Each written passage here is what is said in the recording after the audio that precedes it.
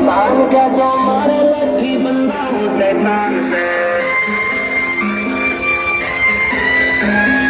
मेरा ये भाई मेरा ये किसान है, किसान का जो मारे लठी बंदा हो शैतान से। किसान करे सामने अनाज कमाई चारा,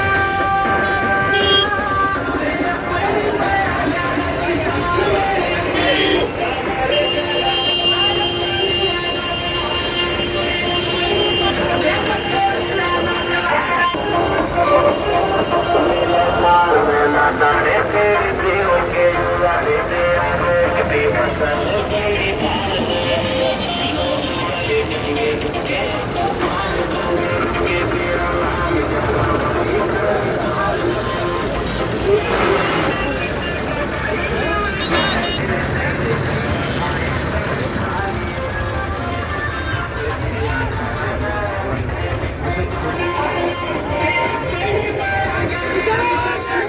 जिंदाबाद। 44 है। 44 हाँ 44। 1.5 महीने हो गया और इस 1.5 महीने में पंजाब से, हरियाणा से, राजस्थान से, उत्तर प्रदेश से, मध्य प्रदेश से और अब तो बिहार से भी, महाराष्ट्र से भी, वहाँ से भी किसान आया और लगातार किसान जो है एक मांग कर रहा है। कृषि के जो 3 नए कानून बनाए गए, इन तीनों कानूनों को बनाने से पहले ना तो किसी किसान संगठन को कॉन्फिडेंस में लिया सरकार ने, ना ही सरकार ने विपक्ष को इस मामले में कॉन्फिडेंस में लिया, ना किसी ने इसकी डिमांड करी कि कोई कृषि के इस तरह के कानून बनाए जाए। हालांकि मोदी जी के प्रधानमंत्री बनने के बाद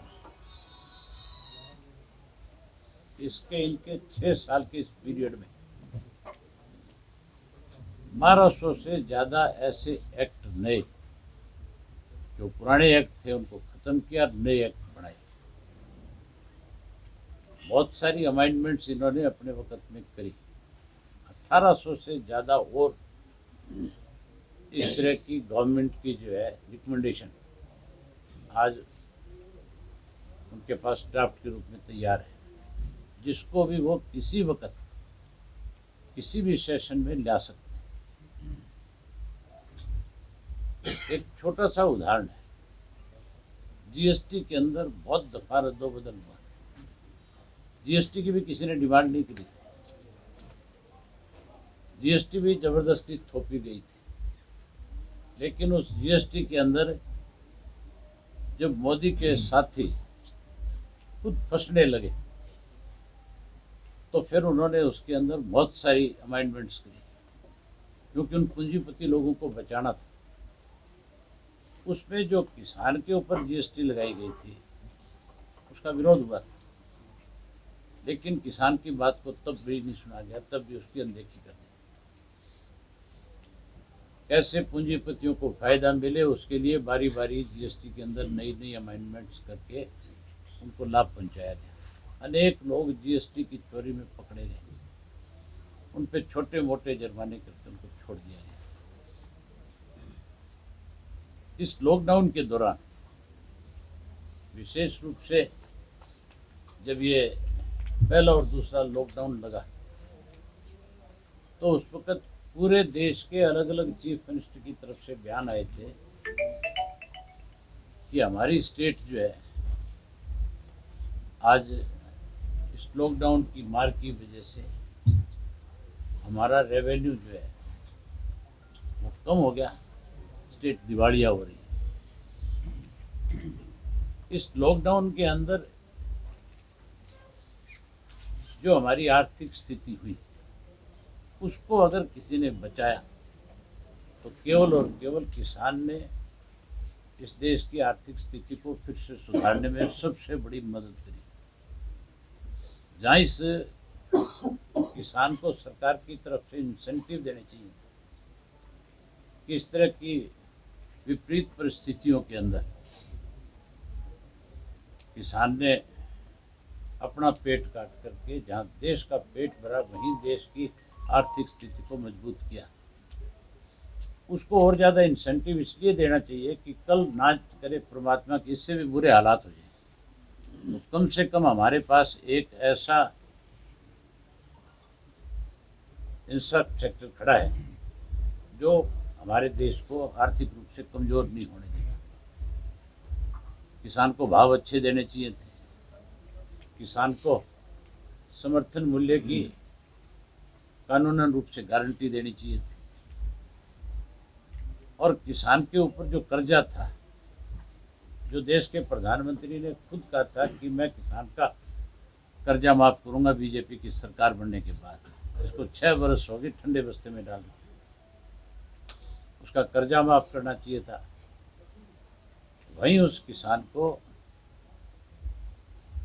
इंपोर्ट एक्सपोर्ट के लिए और ज़्यादा सुविधाएं प्रदान करनी चाहिए। वजह उसके उन्होंने इस लॉकडाउन में देखा कि किसान एक ऐसा है जो इस देश को बचा करके रखा है, जिसके पास अथाह शक्ति है।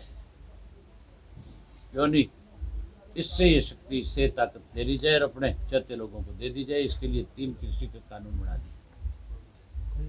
जो सबसे घातक इस कानून में चीज़ है वो ये है कि जो स्टोरेज की जो छूट दे दी गई, उससे कल आने वाले समय में न केवल किसान मरेगा बल्कि जो मीडियम क्लास के लोग हैं उनकी हालत और ज़्यादा खराब हो जाएगी। क्योंकि स्टोर करने वाला तो हर चीज़ का स्टोर करेगा, आलू का करेगा, प्याज का करेगा, जो चीज़ स्टोर हो सकती है मटर का करेगा, सारी सब्जियों का करेगा, फल फ्रूट का करेगा, उसके साथ खाद्यान्न पदार्थ का करेगा, और फिर उसको बाजार में अपनी मर्जी से बेचेगा। तो किसान को तो सस्ता देने पे मजबूर करेगा, उसको तो वैसे मारेगा। और मीडियम क्लास के लोग सर्विस करने वाले हैं, छोटी मोटी दुकान करके अपना धंधा चलाने वाले हैं, उनको महंगा सामान बेच के मारने का काम करेगा। मजदूर की मजदूरी खत्म कर देगा, किसान को मजदूर बना देगा।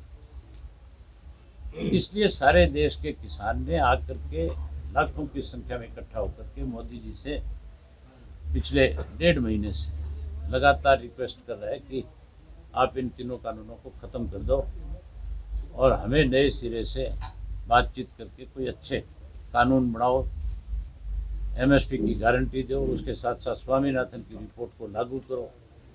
H2 के तहत जितनी हमारी फसल का लागत मूल्य उससे 50% हमें ज़्यादा दो। हमें परेशान करने की बजाय इंसेंटिव दो ताकि हम देश को बचाएं। लेकिन लगातार इस बात को लेकर के जिद पे अड़ी हुई है सरकार कि और सब बातें आपकी मंजूर कर सकते हैं लेकिन ये तीनों कानून खत्म नहीं करेंगे। और तो कोई डिमांड है ही नहीं। सबसे पहली डिमांड किसान की अगर है तो यही है कि इन तीनों कानूनों को खत्म किया जाए। देश का प्रधानमंत्री अगर कोई गलती करता है, कोई गलत निर्णय ले लेता है, अगर उससे जाकर के लाखों लोग अगर ये कहते हैं कि ये गलत हुआ है, तो नरेंद्र मोदी प्रधानमंत्री कोई अमेरिका वालों ने नहीं बनाया। नरेंद्र मोदी को कोई प्रधानमंत्री किसी दूसरे मुल्क के लोगों ने ला करके स्थापित नहीं किया। हमारे हिंदुस्तान के 70% गांव में बसने वाले लोगों ने बीजेपी पार्टी को वोट दे करके इनको सत्ता सौंपने का काम किया है। तो अब उस 70% आबादी की डिमांड को भी इनको सुनना चाहिए, ना कि इस बात के लिए इनको कोई जिद करनी चाहिए। अब तारीख पे तारीख देख करके इसको लिंगर ऑन किया जा रहा है। इसको लिंगर ऑन करके कहीं ना कहीं किसान की परीक्षा ली जा रही है। किसान तो जिस दिन खेती करना शुरू करता है उसी दिन से अपनी परीक्षा देनी शुरू कर देता है। किसान की परीक्षा साल में 2 दफा हर वर्ष होती है। जब हम अपनी फसल का दाना बो करके, बीज बो करके आते हैं, जिस दिन वो फसल पैदा होती है, निकलना शुरू होती है, उस दिन से लेकर के पकने तक और निकलने तक किसान उसको अपने बच्चे से भी ज़्यादा समय लगा करके उसको पकाने का काम करता है। और उसकी परीक्षा उसमें इसलिए होती है कई दफ़ा ऐसी बरसात होती है कि वो फसल खड़ी की खड़ी तबाह हो जाती है, कई बार ओलावृष्टि होती है, कई बार सूखा पड़ता है, कई बार कोई ना कोई कीटनाशक ऐसा उसमें डाल दिया जाता है जिसकी वजह से वो खत्म हो जाती है, कई बार आग लग जाती है। अनेक तरह से उसकी परीक्षाएं परमात्मा लेता है, और साल में 2 बार इस तरह की फसल जब होता है 2 बार उसकी परीक्षा होती है, और वो दोनों बार में कभी भी विचलित नहीं होता। चाहे उसका कितना भी खड़ा खेत खत्म हो जाए, वो फिर अगली तैयारी अपनी शुरू कर देता है। नरेंद्र मोदी जी को शायद इस बात का एहसास नहीं है कि किसान विचलित नहीं होगा। किसान जिस शांति प्रिय तरीके से बैठ करके आज इस एजिटेशन को कर रहे हैं, जिस तरह से बारी बारी आपको इस बात का एहसास करा रहे हैं कि आप हमारी परीक्षा लेने की बजाय इन तीनों कानूनों को ख़त्म करो। 6-6 महीने का राशन किसान लेकर के आया हुआ है, और किसान की फसल पीछे पकाने के लिए, उस फसल को पालने के लिए गांव के लोगों ने आपस में कमेटियां बना ली हैं। यहाँ जो बैठा उसको इस बात की चिंता नहीं है कि तेरा खेत उजड़ जाएगा। खेत तो उसका साल में 2 बार उजड़ता ही उजड़ता है। इसलिए मोदी जी को तुरंत इसमें खुद इंटरप्ट करना चाहिए, खुद इसके लिए आगे आकर के किसान की बात को स्वीकार करना चाहिए, तीनों कृषि के कानून खत्म करने चाहिए। आज हरियाणा का जो किसान है वो लगातार पंजाब के किसान को, राजस्थान के किसान को, यूपी के किसान को, मध्य प्रदेश के किसान को किसी किस्म की दिक्कत ना आए, उसके लिए सैकड़ों सैकड़ों मील चल कर अपने गांव से दूध इकट्ठा करके लेके आता है। इस ठंड के मौसम में कैसे बुजुर्ग आदमी को बचाया जाए उसके लिए पिन्नियाँ तैयार करता है, सब्जियां लेकर के आता है, लस्सी लेकर के आता है, फल फ्रूट लेकर के आता है, और यहाँ आकर के जहाँ उनकी ये मदद करता है वहाँ उनके लिए एक विश्वास पैदा करता है कि हरियाणा का एक एक व्यक्ति जो खेती से जुड़ा हुआ है वो आपके साथ खड़ा है। जब तक हमारे साथ न्याय नहीं होगा हम इस लड़ाई को इसी तरह से लड़ने का काम करेंगे। आज मेरे अंदाजे से इस अकेले ठीकरी बॉर्डर पे कम से कम भी 30 से 40 हज़ार और किसान आ गए हैं। लगातार संख्या बढ़ती जा रही है, और लगातार जो है मेरे पास इस तरह के मैसेज आ रहे हैं कि जी आप हमारे यहाँ पे भी आओ, हमारे यहाँ से भी रूट बना करके पार्टी के कार्यकर्ताओं की जो जिम्मेवारी लगाना चाहते हो हम उस जिम्मेवारी को निभाने का काम करेंगे। हमारा जो एक एक कार्यकर्ता है वो पिछले 1.5 महीने से लगातार एक वॉलंटियर के रूप में इन 4-5 बॉर्डर्स के ऊपर जहाँ जहाँ किसान बैठ रहे हैं वहाँ उनकी मदद में लगा हुआ है। आज भी मेरे साथ हजारों ट्रैक्टर, जिसमें एक एक ट्राली में किसी में 10 लोग हैं, किसी में 5 लोग हैं, किसी में 8 लोग हैं, किसी में 12 भी है, क्योंकि ट्राली अगर 25 आदमी बैठ कर के आएंगे तो सोने की दिक्कत होती है। आज भी हजारों लोग जो है यहाँ अपनी सेवाएं देने के लिए आए हैं, और उसके साथ साथ इस किसान आंदोलन को ताकत देने के लिए आए, और वो लोग तब तक यही रहेंगे जब तक केंद्र की सरकार इनकी बात को स्वीकार नहीं करेगी। सर जिस तरीके कल से आपका कल कैसे क्या प्रोग्राम आपका? कल बॉर्डर पे भी जाएंगे आप या? कल मैं बॉर्डर पे जाके आऊँगा, और वहाँ जो किसान लीडर्स हैं उन सबको मिल कर के आऊँगा। हमने पहले भी उनको खुले रूप से समर्थन दिया हुआ है। हमारी पार्टी ने तो जिस दिन इन्होंने इसका ड्राफ्ट तैयार किया था, जिस दिन वो ड्राफ्ट पब्लिक हुआ था, हमने जैसे उसको पढ़ा था उसी दिन इसका विरोध किया था, और हमने उसी दिन फैसला कर दिया था कि इसके लिए जो किसान फैसला करेंगे हम उसके साथ रहेंगे। हमने केंद्र की सरकार को उसी वक्त न केवल विधानसभा में उसका विरोध किया बल्कि पूरे प्रदेश में डिस्ट्रिक्ट हेडक्वार्टर के ऊपर डिप्टी कमिश्नर के माध्यम से प्रधानमंत्री को और प्रदेश के मुख्यमंत्री को, दोनों को हमने मेमोरेंडम भी दिए कि ये कानून गलत है, इनको ख़त्म किया जाए। सर क्या रात को रेस्ट किया? और कहाँ जाऊँगा? चौटाला साहब, हरियाणा सरकार में साथ ही जेजेपी के राष्ट्रीय अध्यक्ष अजय चौटाला ने आज सिरसा में कहा है कि किसानों को अपनी जिद छोड़ देनी चाहिए। सरकार अपनी जिद छोड़ चुकी है। उन्होंने एक बात और कही है कि संशोधन के लिए सरकार तैयार है। कानून कभी रद्द नहीं होते, कानून में संशोधन होता है। अजय सिंह चौटाला को चौधरी देवीलाल का पोता है। चौधरी देवीलाल जो है, जब किसान की अनदेखी होती थी तो राज के ठोकर मार देता था। एक बार नहीं ठुकराया, अनेक बार ठुकराया। किसान को जब जब बेइज्जत किया, चौधरी देवीलाल किसी भी पद पे थे, उन्होंने 1 मिनट में छोड़ दिया। उदाहरण है, चौधरी चरण सिंह को होम मिनिस्ट्री से हटाया था, चौधरी देवीलाल चीफ मिनिस्टर थे। मोरारजी देसाई ने उनसे कहा था कि आपका मुख्यमंत्री का पद जा सकता है। उन्होंने सीधा कहा कि मैं किसान पहले और मुख्यमंत्री बाद में हूँ। कोई किसान का अपमान करेगा, मैं उसके सामने दीवार बन करके खड़ा हो जाऊंगा। जहाँ चौधरी देवीलाल ने चौधरी चरण सिंह को इस देश का प्रधानमंत्री बनाया, वहीं मोरारजी देसाई को प्रधानमंत्री के पद को छोड़ना पड़ा। अजय सिंह चौटाला को आपके माध्यम से राय देना चाहता हूँ, मिला तो भी कहूँगा कि कम से कम चौधरी देवीलाल के नाम को कलंकित मत करो। अजय सिंह चौटाला बेबस है, उसकी औलाद उससे ऊपर है, उसके बच्चे उसकी बात को सुनते नहीं। आज भी मैं उसको कहता हूँ कि बच्चे नहीं सुनते तो तू कम से कम चौधरी देवीलाल की आत्मा को तकलीफ ना पहुंचे, इसके लिए इन किसानों के बीच में आके बैठ जाए, ताकि चौधरी देवीलाल की आत्मा को तो ये लगेगा कि भी मेरी नीतियों पे चलने वाले मेरे पोते हैं।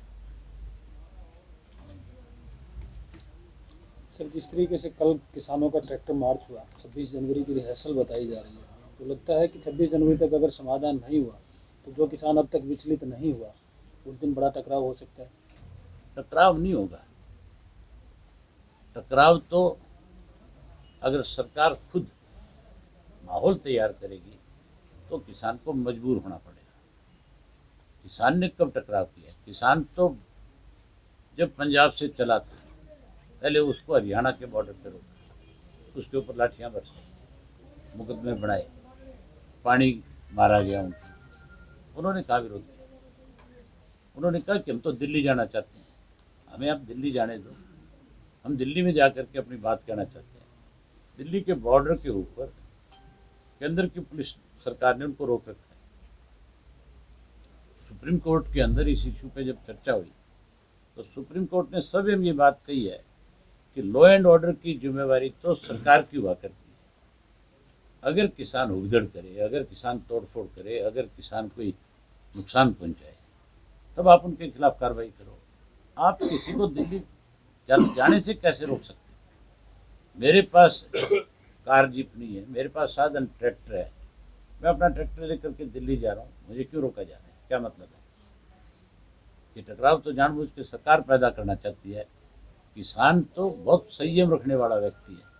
मैंने आपको उदाहरण दिया कि 6 महीने अपनी फसल को किस तरह से तैयार करता है, और जब उसकी फसल उजड़ जाती है तो विचलित नहीं होता, बिल्कुल अगली फसल की तैयारी करता है। सरकार की मदद मिले ना मिले, कोई उसके भाईचारे में, परिवार में मदद करे कि ना करे, वो अगली फसल के लिए अपनी तैयारी शुरू उसी दिन से कर लेता है। सरकार बीच में कुछ जो है ना मतभेद भी पैदा करना चाहती है, नकली किसान के नाम से, किसानों के नाम से। सरकार नकली होगी, किसान तो असली है। सरकार तो नकली तुम्हारे सामने प्रदेश की, हरियाणा की है कि नहीं है? सरकार कोई अपनी जिम्मेवारी निभा रही है? सरकार तो दोनों हाथों से प्रदेश को लूट रही है। तो सर, भूपेंद्र सिंह हुड्डा भी लगातार किसानी की बात कर रहे हैं, विशेष सेशन बुलाने की बात कर रहे हैं, और सरकार के खिलाफ अविश्वास प्रस्ताव तक की बात आ रही है। हुड्डा साहब को आप मेरे रूबरू बुलाओ, मैं उनसे एक बात पूछ लूँगा। आप लोग तो पूछ नहीं सकते, और आप में से कोई पूछता है तो हुड्डा कहता है आप चलो। जिस दिन हमारा सेशन था, विपक्ष के नेता के नाते हुड्डा साहब की जिम्मेवारी बनती थी कि इस किसान इशू के ऊपर काम रोको प्रस्ताव देते या कॉलिंग अटेंशन देते। इन्होंने जो काम रोको प्रस्ताव दिया उसको सरकार ने अस्वीकार करके सरकार की तरफ से एक प्रस्ताव आया उसके समर्थन में। ये कहते थे वोटिंग पहले, वोटिंग तो अपनी बात कहने के बाद करवानी चाहिए। अगर वोटिंग पहले हो जाती तो वो लोग तो बहुमत में थे, फिर तो वो जीत ही गया था। पहले वोटिंग की बजाय पहले चर्चा होनी चाहिए थी और उस चर्चा में भूपेंद्र सिंह हुड्डा को भाग लेना चाहिए था। उसकी पार्टी के एक एमएलए को समय मिलता है, वो उसके ऊपर खुल करके किसान की पक्ष रखने का काम करता है, लेकिन उन्होंने उसका विरोध किया। कहने लगे कि हम आपके इस प्रस्ताव पे बहस नहीं करेंगे। मैंने उनसे कहा भी किस चीज की आपत्ति है आपको? हमें मौका मिला है हाउस के अंदर अपनी बात कहने का, हमें किसान का पक्ष रखने का एक मौका मिला है, हम उसके ऊपर अपनी बात कहें। जो जो किसानों के पास चल करके गए हैं उनको टारगेट करके उनसे पूछो कि अब तुम बताओ किसके साथ हो, सरकार के साथ हो, किसान के साथ हो। बजाय उसमें हिस्सा लेने के वेल में गए, शोर किया और वहां से नेम होकर के निकल गए। इन दोनों को नेम नहीं किया था, किरण को और हुड्डा को, ये दोनों बैठे थे। जब बाकियों को नेम कर रहे थे तो मैं पीछे रिटायरिंग रूम बना हुआ उसमें गया हुआ था और मैं जब बाहर आया तो इनको नेम किया जा रहा था। ये दोनों बच गए थे, मुझे स्पीकर ने बोलने के लिए खड़ा कर दिया। ये दोनों जाने लगे, मैंने इन दोनों को रोका। मैं बोला तुम किस लिए जा रहे हो? तुम्हारी जिम्मेवारी बनती है कि तुम इसमें अपना पक्ष रखो। अगर हम किसान के हितैषी हैं, हमें मौका मिला है सरकार को ठोकने का, हमें अच्छी तरह से किसान के पक्ष को यहाँ पे रखना चाहिए। इन्होंने पक्ष रखने के बजाय मेरी तरफ देख के हाथ उल्टा हाथ ला के चल पड़े। तब तो मैदान छोड़ के भाग जाता है। अब कहता है सेशन बुलाओ। सेशन में क्या करेगा? 2 फुट के आलू दिखावेगा। इसके बेटे ने दिखाई थे लोकसभा में 2-2 फुट के आलू पैदा कर। इनको यही पता नहीं है कि आलू 2 फुट का होता है, घिया 2 फुट की होती है, तोरू 2 फुट की होती है। वो क्या करेंगे किसान? ये ज़्यादा से ज़्यादा टोल पे जाते हैं, टोल पे जाके खड़े होकर हमने किसान का समर्थन कर दिया। आप उस हुड्डा से एक बात और पूछो कि तू कह रहा था कि पीपली के अंदर जो लाठीचार्ज हुआ था, कि जिनके खिलाफ मुकदमे दर्ज हुए, अगर वो वापस नहीं होंगे तो मैं वहाँ पे किसानों को लेकर के धरने पे बैठ जाऊंगा। वो धरना कब शुरू और कब समाप्त हो गया? हुआ कोई धरना? अखबार में कहना तो बहुत आसान है, लेकिन उस बात को आगे बढ़ाना, उसके लिए लड़ना, उसको पूरा करवाना, ये इनके बूते की बात नहीं है। हुड्डा को तो मुख्यमंत्री एक फाइल दिखाता है आहिस्ता से, और वो फाइल देखते मुख्यमंत्री जो कहता है, जो लिख करके भेजता है, उसी तरह से अपना फैसला लेकर के चला जाता है। आप प्रोसीडिंग निकाल के देखो विधानसभा की, 2 सेशन हो गए, 3 सेशन। इन तीनों सेशन में भूपेंद्र सिंह हुड्डा 5 मिनट भी नहीं बोला है। विपक्ष का नेता अगर 5 मिनट भी हाउस के अंदर प्रदेश के लोगों की बात नहीं करेगा तो फिर विपक्ष खत्म हो गया कि नहीं हो गया? लेकिन बदकिस्मती है, विपक्ष भी खत्म हो गया और सत्ता पक्ष भी खत्म है। ये हमारे प्रदेश की बदकिस्मती है। सर, बीजेपी किसान पंचायत करने की रणनीति पर काम कर रही है, हालांकि विरोध भी होने लगा है गांव-गांव में।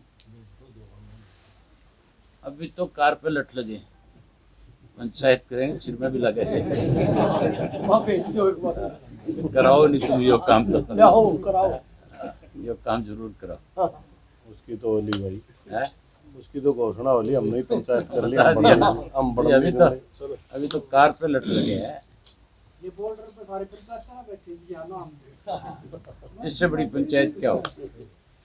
एक तो मौका देखेंगे।